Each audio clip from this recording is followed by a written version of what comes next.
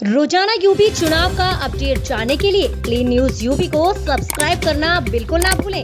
तो चलिए जानते हैं आज की 10 बड़ी खबरों को।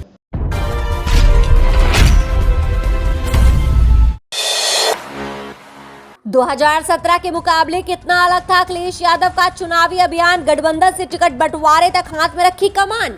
चुनाव नतीजे जो भी हो, पर अखिलेश यादव के लिए ये चुनाव समर पिछली बार के मुकाबले बिल्कुल अलग रहा। उन्होंने इस बार ज्यादा रणनीतिक कौशल का परिचय दिया, उन मुद्दों से खुद को दूर रखने की कोशिश की जिनकी वजह से वह पिछली बार सत्ता से बाहर हुए थे। चुनावी घोषणा पत्र से लेकर प्रत्याशी चयन तक और मुद्दों को उछालने से लेकर प्रचार तक वह पहले बेहतर करते नजर आए। अब नतीजे बताएंगे कि वह सारी कवायद कितनी कामयाब रही।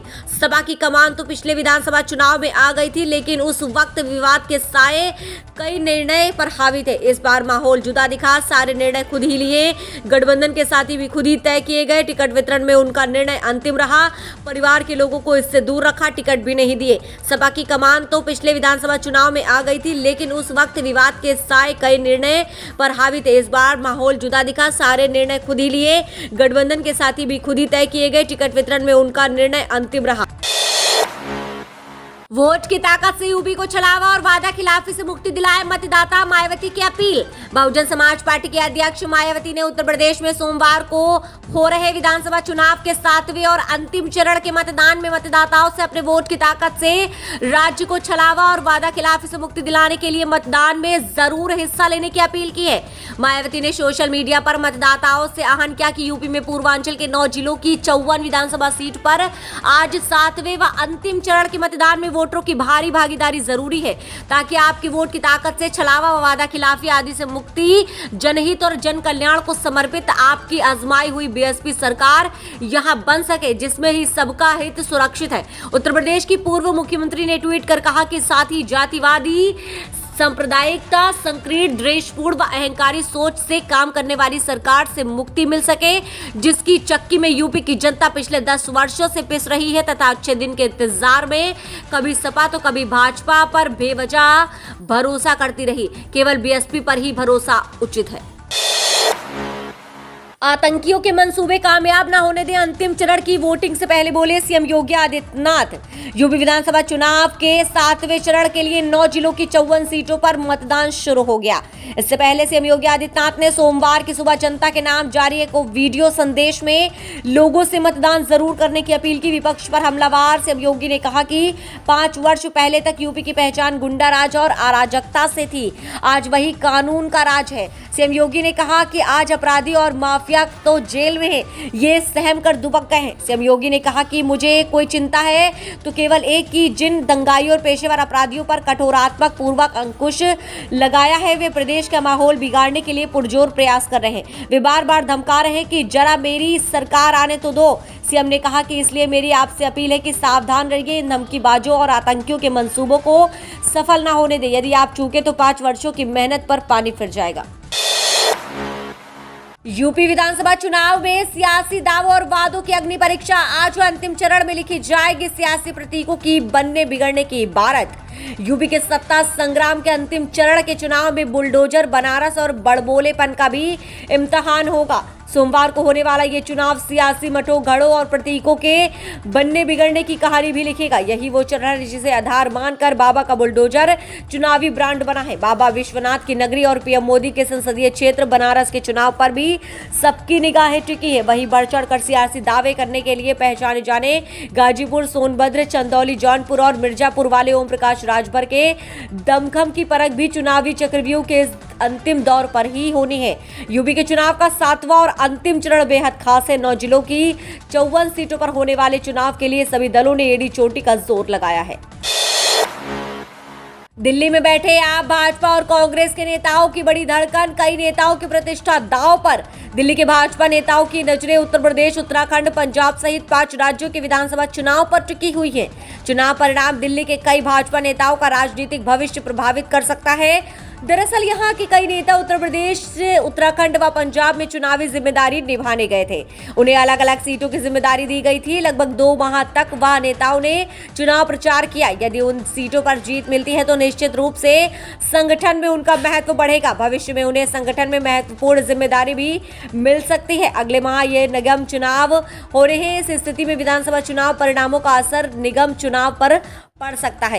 यदि भाजपा का प्रदर्शन सही रहा तो कार्यकर्ताओं का उत्साह बढ़ेगा। इसका फायदा पार्टी को निगम चुनाव में मिलेगा। इन वजह से नेता 10 मार्च का बेसब्री से इंतजार कर रहे हैं। 5 राज्यों के विधानसभा चुनाव परिणाम पर दिल्ली के नेता भी दिल थाम कर बैठे हैं, चाहे वे कांग्रेस के हो या भाजपा के या फिर आम आदमी पार्टी से। हर कोई देखना चाहता है कि राजनीति का ऊंट किस ओर करवट लेगा। तीनों ही पार्टियां इस चुनाव परिणाम को संजीवनी मानकर चल रही हैं। आखिरी चरण के लिए जनता से बड़े नेताओं की अपील। सीएम योगी ने कहा, परिवारवादियों से प्रदेश को बचाएगा आपका वोट। अखिलेश बोले, नवनिर्माण के लिए करें वोटिंग। उत्तर प्रदेश के विधानसभा चुनाव में आज अंतिम चरण के लिए मतदान शुरू हो चुका है। 7वें चरण के लिए 9 जिलों की 54 सीटों पर मतदाता अपने मताधिकार का इस्तेमाल कर रहे हैं। इससे पहले आज सभी दलों के नेताओं ने मतदाताओं से बढ़ चढ़कर मतदान करने की अपील की। पीएम मोदी, सीएम योगी आदित्यनाथ, सपा मुखिया अखिलेश यादव, बसपा सुप्रीमो मायावती और प्रियंका गांधी ने जनता से इस अंतिम चरण में जमकर मतदान करने की अपील की है। पीएम मोदी ने आखिरी चरण के मतदान में पूरे जोश खरोश से भाग लेकर वोटिंग का नया रिकॉर्ड बनाने की अपील की। तो यही सीएम योगी ने राष्ट्रवाद, विकास और सुशासन के लिए मतदान करने की अपील की है। अखिलेश यादव ने नई शुरुआत, तो मायावती ने राज्य को छलावा और वादा खिलाफी से मुक्ति के लिए वोट की अपील की है।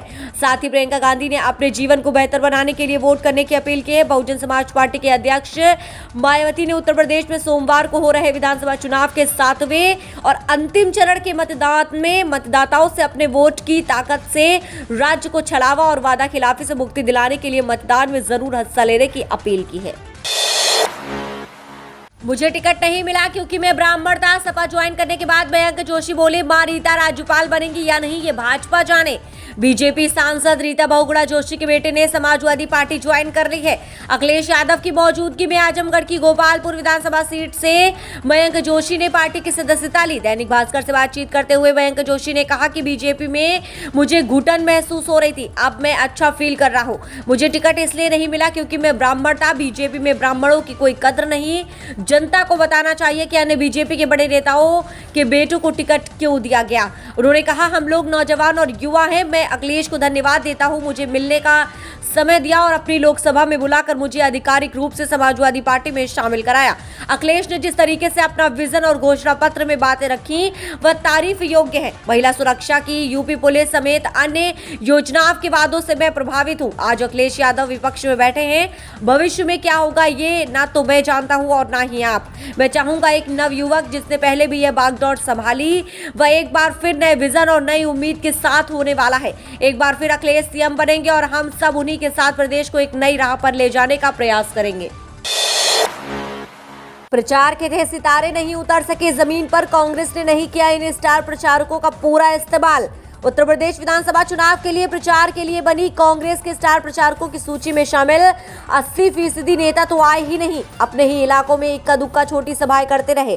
प्रदेश के बाहर से आए बड़े नेता तो बस प्रेस कॉन्फ्रेंस या 1-2 चिन्हित जगह जाने तक सीमित रहे। कांग्रेस के स्टार प्रचारकों की सूची में राहुल गांधी से लेकर कमलनाथ, राजस्थान के सीएम अशोक गहलोत, पंजाब के मुख्यमंत्री चरणजीत सिंह चन्नी से लेकर पंजाब कांग्रेस अध्यक्ष नवजोत सिंह सिद्धू तक का नाम शामिल था। छत्तीसगढ़ के सीएम भूपेश बघेल तो फिर स्टार प्रचारक के अलावा यहाँ के अलावा पर्यवेक्षक भी थे। प्रियंका के बाद सबसे ज्यादा वही प्रचार करने के लिए प्रदेश में घूमे। पार्टी का स्टार प्रचारकों की लिस्ट में शामिल अन्य लोगों की बात की जाए तो ज्यादातर नेताओं को प्रचार के लिए बुलाया तक नहीं गया। राजस्थान के पूर्व डिप्टी सीएम सचिन पायलट प्रियंका गांधी के साथ एक रोड शो में ही शामिल हुए। मुलायम की बहू अपर्णा यादव बोली, अखिलेश यादव की पार्टी को दे मुंह तोड़ जवाब, जरूरत पड़े तो। उत्तर प्रदेश विधानसभा चुनाव 2022 के लिए अब सिर्फ अंतिम चरण के लिए चुनाव शेष है। ऐसे में विभिन्न दलों के नेता एक दूसरे पर लगातार हमले कर रहे हैं। इसी क्रम में भारतीय जनता पार्टी बीजेपी में शामिल हुई मुलायम सिंह यादव की बहू अपर्णा यादव ने अखिलेश यादव की समाजवादी पार्टी पर हमला बोला। उन्होंने भाजपा कार्यकर्ताओं से सभा की साजिश का मुंहतोड़ जवाब देने की अपील की।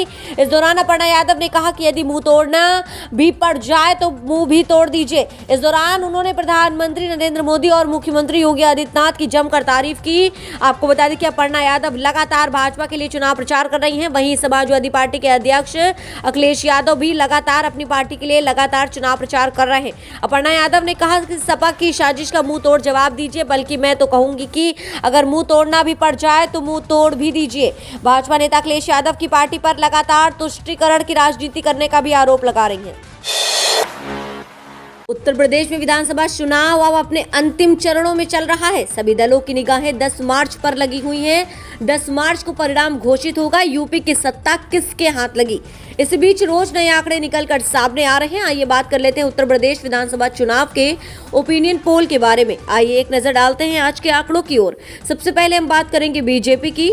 बीजेपी को यहाँ पर सीटें कितनी मिल रही हैं और जनता कितनी फीसदी बीजेपी को समर्थन कर रही है। तो यहाँ पर बीजेपी को 211 से 230 विधानसभा सीटें मिल रही हैं। बात करें समाजवादी पार्टी को, समाजवादी पार्टी को जनता का कितनी फीसदी समर्थन मिल रहा है।